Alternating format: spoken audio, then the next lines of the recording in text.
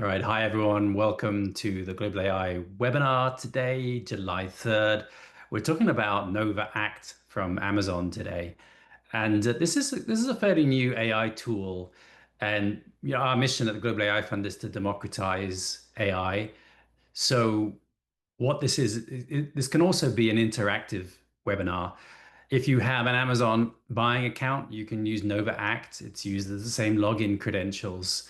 And I've got probably about a 25-minute presentation to show you. You can walk along as much as you like using that login credential. And what I'm going to start with is to show you how we can do some browser automation with Amazon Nova. So just to set the level set here, the context that Amazon Nova is a new generation of foundation models with frontier intelligence and industry-leading price performance. We can generate text, code, and images with natural language prompts. And again, you can log in with your Amazon credentials. So the first thing is this browser automation. I have a little script set up, and what we're going to do is we're going to go shopping on Amazon. Just give me a moment. So it's a three-step task.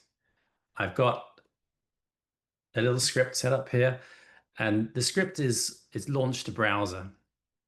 So I'll show you in the background what the agent is doing. So Nova Act is an agent, and it's instructing the browser what to do based on those three instruction sets that we talked about before. So with that one first instruction, we've asked it to search for a coffee maker. And my hands are off the keyboards. I'm not doing anything at the moment. This is happening automatically from that instruction to the interaction of Nova Act as the agent that is looking for a coffee maker, search for a coffee maker. That's his first task on Amazon. And it's giving some feedback there. I'm on the Amazon homepage. The search field contains coffee maker.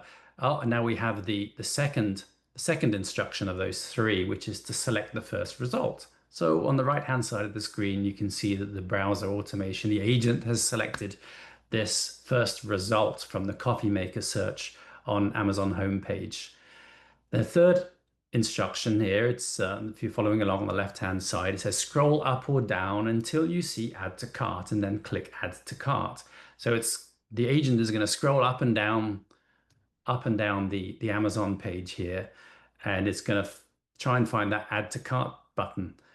Um, it's saying my last action was to scroll down the page to find the add to cart button to see if you can find it, and it's still scrolling up and down the page trying to find that that add to cart button. Let's see if it finds it and it can actually place the first coffee maker that it found on Amazon's homepage into the shopping cart. It's still looking for that button. And it might look as though it's gonna need a bit of extra time to find that. So what I'll do is we'll press pause on this whilst that agent is running, and I'll go through a bit of the background on Amazon Nova and what makes it really a a unique AI tool. Ah, look, it's found it. It's added to cart. It's added to cart. It's got it's done its job. Those three instructions that we told it to do, which was to search for a coffee maker on Amazon and to select the first one and add it to the cart, has completed, and so the agent is completed. It's done its job and it's closed down the browser. So that's an example of AI automation with Nova Act. So what is Amazon Nova? What is this tool? We've got the homepage here. So it's nova.amazon.com. As I said, anybody with an Amazon account can sign in here. This is just, it'll use your regular Amazon sign in, and there's no charge in this first step for Nova. So there are foundation models for Nova. There are 5 of them, which are made available through this page, nova.amazon.com, and they are accessible from this drop-down menu. We've got Nova Pro. Okay, so as it says here, text, image, video, in and text out. Nova Pro is advanced multimodal model. So we're talking modals here, as in text is a different modal from image, is yet a second modal, and a third modal here is video. So the multimodal foundation model. So the key features of Nova Pro is that there's a balance of accuracy, speed, and cost. It supports over 200 languages, and it's suitable for complex tasks like agentic workflows, like we just saw with that Amazon buying agent. The context window can be 300,000 tokens. A token is a piece of part of speech, like chat, for example, would be one token. Chatting would be two tokens. And so with this Nova Pro foundation model, we can use 300,000 tokens inside the application, and that's the first of it. We've also got Nova Premier, which is quite similar to Nova Pro in that it has 200 languages to support. It supports complex reasoning tasks. It's multimodal, but it has a larger context window. This one has 1 million tokens, up to 1 million tokens in the context window. So it handles large scale complex tasks such as analyzing extensive documents or videos. The third one we've got here is Nova Light, which, as the name suggests, is a little bit lighter in specification. It doesn't quite have as many tokens. In fact, this one supports, I've got notes here, exactly 300,000 as well, like Nova Pro. And it also supports 200 languages. These last I'll come back to it in a moment in a moment, but they are freely accessible inside of Nova Pro. So I'm going to go ahead and sign in here. I'm going to sign in with an Amazon account. Um,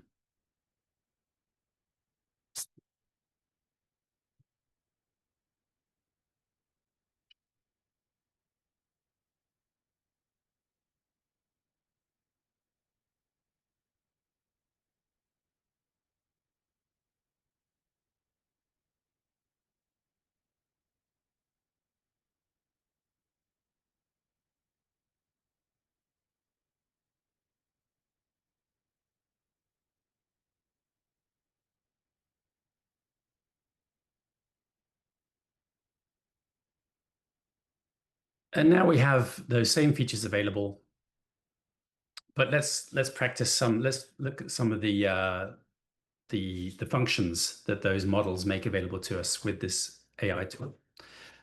So if I start a new session, it allows you to use live information or not live information. The main difference here is that with non-live information, you can input your own files. Like, for example, if you have a spreadsheet or a document of some kind, you can upload your own file, and you can select. You need to be selecting Nova Pro to do that. So only the Nova Pro allows. Oh, Premiere does too. Okay, my bad. These things change rapidly, but there is this ability to input your own documents. I can ask a question here. Anybody want to put a question in? This can be interactive as well, and we can certainly do a bit of experimentation with Nova Act at the end of towards the end of the webinar as well. But if you have a suggestion of what you'd like to request of Nova Pro in this case, we can give it a go. We can say, I don't know, I'll put the first question in. Here we go. What's white chocolate made of? It generates a response. So we've got some pretty quick responsiveness there. And then we have a record on the left of the recent sessions. Of note here, I would say there's this feedback here. You can share this with other people. You can copy this. You can ask it to regenerate a response immediately. And also there's the thumbs up and thumbs down. There's a little different response there. So that's the text. Let's try and generate an image. Now Nova Canvas, this is not a model I talked about before, because it's an image generation only model, and so tokenization is a little bit different here. The limit here is the number of characters in the input, and the limit here for Nova Canvas is 1,024 characters. So we can ask it to paint a picture of white chocolate. and that's obviously less than the limit, it'll generate an image using that Nova Canvas model for high quality images. Their only English language input is accepted for Nova Canvas. Okay, continuing with images, we've got Nova.com Video Gallery. This uses Nova Reel, and as you see, it generates up to 2 minutes in length of videos, and this can be used in a number of use cases. At this point, it can get quite technical, and so I'm going to go back to the settings here for images and also for the customization of those images as well as the other models, and show these settings field here. It's at the top next to the image selection. Model customization. The models can be customized to suit your needs. So for example, if you wanted a video that was a particular and granularity or accuracy, those kind of customizations can be selected here. What do all these mean? So temperature, let's start with that one. Temperature controls the randomness of the model's output. So there's usually a range from 0 up to 2.0, but here it's defaulted to 1. Low temperature gives factual or consistent responses, and a high temperature is more for abstract brainstorming or storytelling. Top P is the next configuration, customization we can have. What this does is it filters the model's next word choices to a subset of the most likely tokens until their probability exceeds the figure of this top P. So again, top P maximal is 1.9. If I set it to 0.9 here, what this means is that only the smallest group of tokens whose total probability is at least 90% of the preceding word is selected as the next word. So P probability. Top K, optional, like all these parameters are for the Nova generation. Top K is, instead of a probability threshold like top P, it only keeps the top K most probable tokens. So for example, if I put this at 50, that means that only the 50 most likely next words, like we're talking about painting a picture of white. The word we selected was chocolate. It could be a number of next words. This selective here would give you, this selection of 50 next words would give you the next most probable 50 words that would conclude that sentence or continue that sentence. So again, a token is usually a word, like chat is 1 token, chatting is 2 tokens. It's a part of speech. So why does this matter? So it prevents runaway outputs and it helps control length. So if speed is important to you in an application to customers, for example, you might want to lower the number of probable tokens using the top K parameter. Finally, max token count. So again, the part of speech, we can go up to, in this model, up to 5,120. If you want a long output from your question, you have the option to set it up to 5,120 tokens. If you want to reduce the output from your query that the model serves back to you, then you slide the slider down here to the left to a lower number. So tokens are part of speech there. So that's the settings. Okay, let's go to something a little bit more different in modality. This is Nova Sonic model. It uses speech in and speech out. So this is uniquely, I need to allow access to the microphone here, but what it'll do is it'll listen to my voice and provide an audio content, an audio back. Nova, what's the weather in Falls Church, Virginia today? Today in Falls Church, Virginia, it's mostly cloudy with a low of 19 degrees Fahrenheit and a high of 30 degrees Fahrenheit. The wind is from the northwest at around 11 miles per hour with gusts up to 21 miles per hour. Can you put that in Celsius and knots of wind?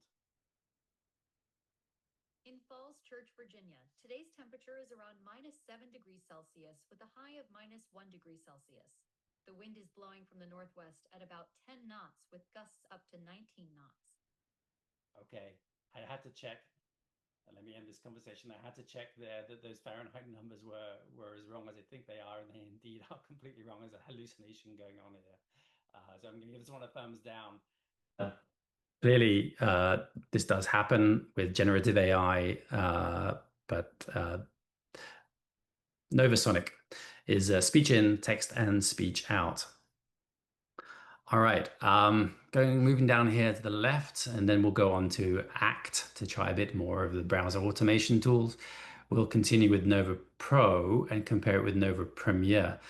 So this is a neat feature of Nova Pro. If you're wondering, like for example, that earlier question, how the different models produce a different output from the same input, this is what you do here in the side-by-side comparison.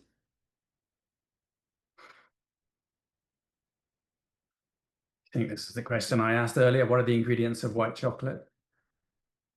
And before I use the drop-down menu to give different responses from the foundation models. Now I can do them side by side. So Nova Pro there has got a bit of a longer output. Nova Premiere is relatively concise.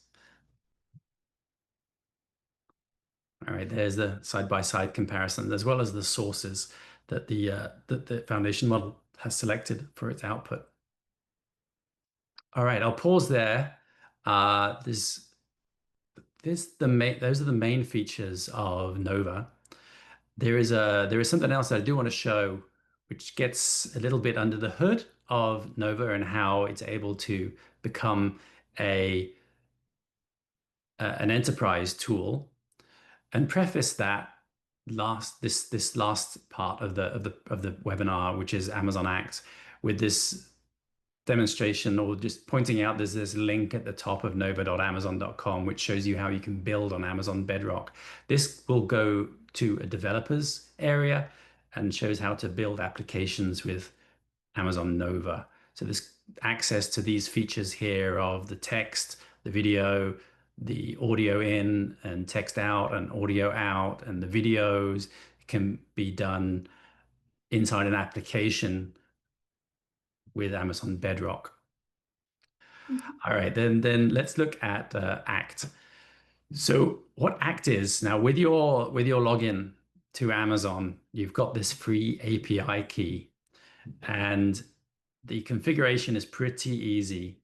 If you're on a Mac computer or you're on a Windows computer, the system requirements are relatively accessible, and it's worth pointing out that there are some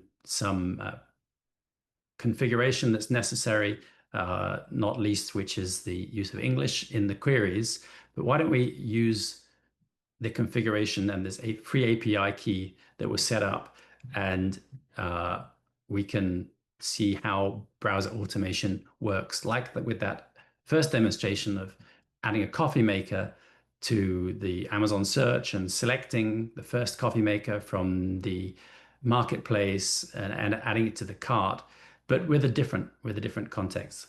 So we can use really any website with Amazon Act. All right, I will write a few commands here to get us situated, and then we'll do the same thing as we started with the browser automation. So there's 3 lines that needs to be typed in here.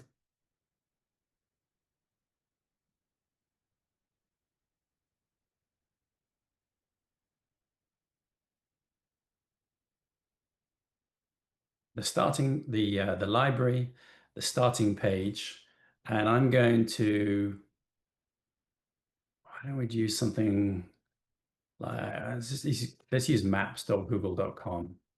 This is a very widely accessed website.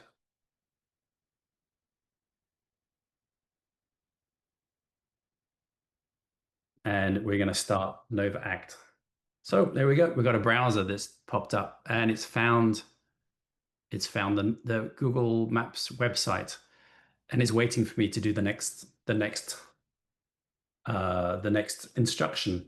So we can, let's say, I'm going to say any suggestions about what we'd like it to do? Nova.act.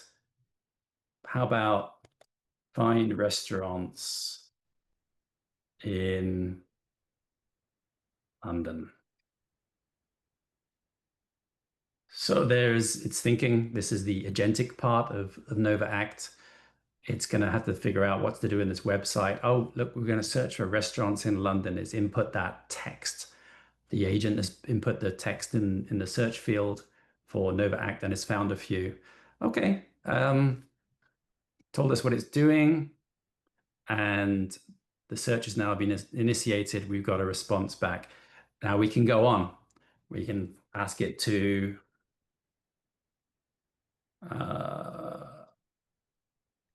Michelin star. okay. I got a question, Joshua. All right. Highest Michelin Only rate. Michelin star restaurants.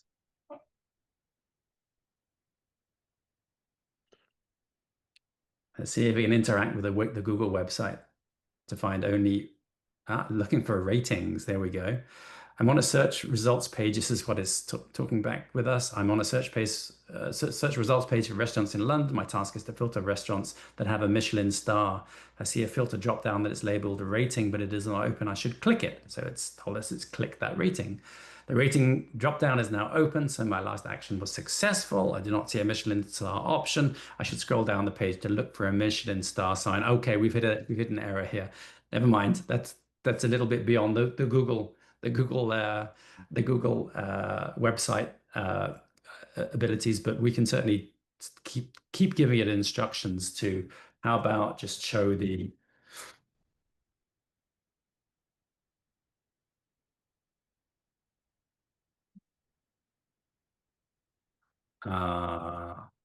in New York City this time. See if we can't resituate itself on the browser, type in a new search, select restaurants in a different city that have a certain rating. Okay, will it input that text into the search field?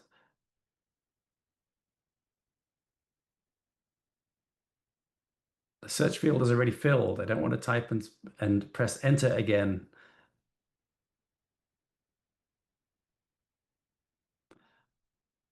All right, it's going to be in a loop now, I think.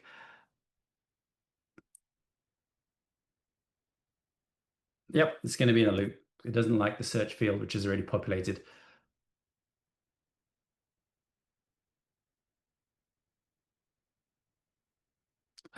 I've removed that one manually. Yep. Okay. Well, certain things work. Any requests for another website that we can ask it to search? ChatGPT. Okay, Joshua.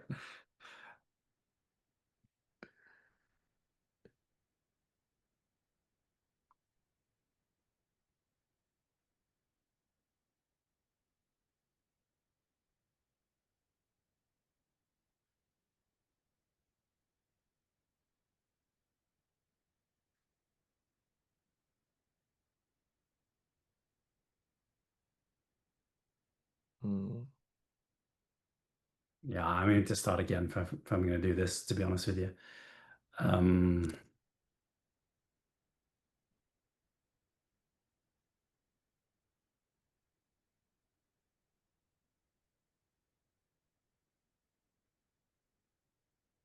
Nova Act, the library.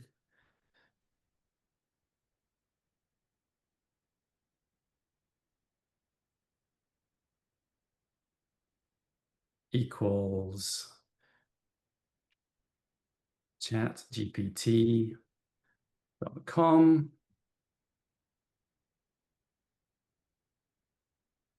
And then Nova start. Okay, it launches the Nova Act in the new browser window. What should we ask it to do?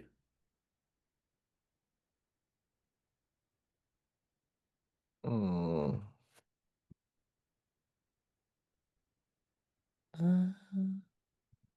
No, it doesn't. It does recognize that it's an agent. It does recognize that it's an agent. Okay, so just some ideas about what can be done here. So this can be done. You can launch multiple browser windows. I'll stop the screen share because that concludes the demonstration.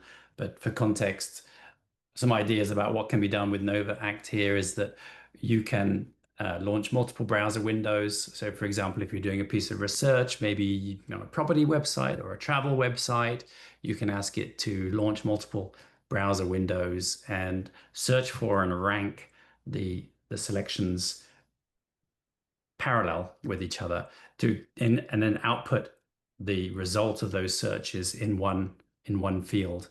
That saves a lot of toing and froing, perhaps on a travel or property website.